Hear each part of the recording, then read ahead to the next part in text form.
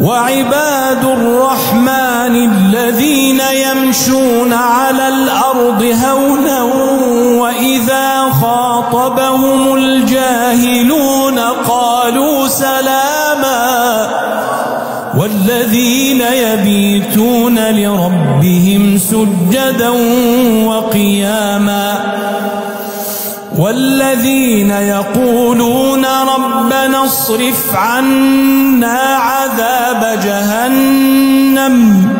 إن عذابها كان غراما إنها ساءت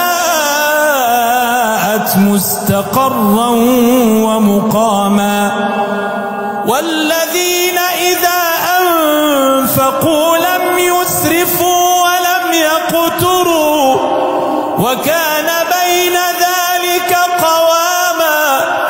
والذين لا يدعون مع الله إلها آخر ولا يقتلون النفس التي حرم الله إلا بالحق ولا يزنون ومن يفعل ذلك يلقى أثاما يضاعف له العذاب يوم القيامة ويخلد فيه مهانا إلا من تاب وآمن وعمل عملا صالحا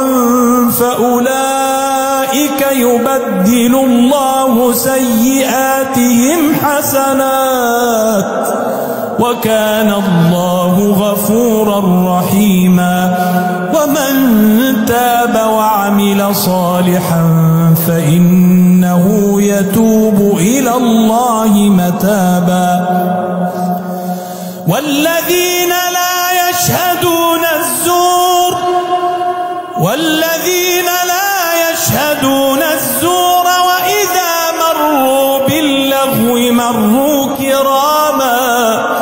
والذين إذا ذكروا بآيات ربهم لم يخروا عليها صما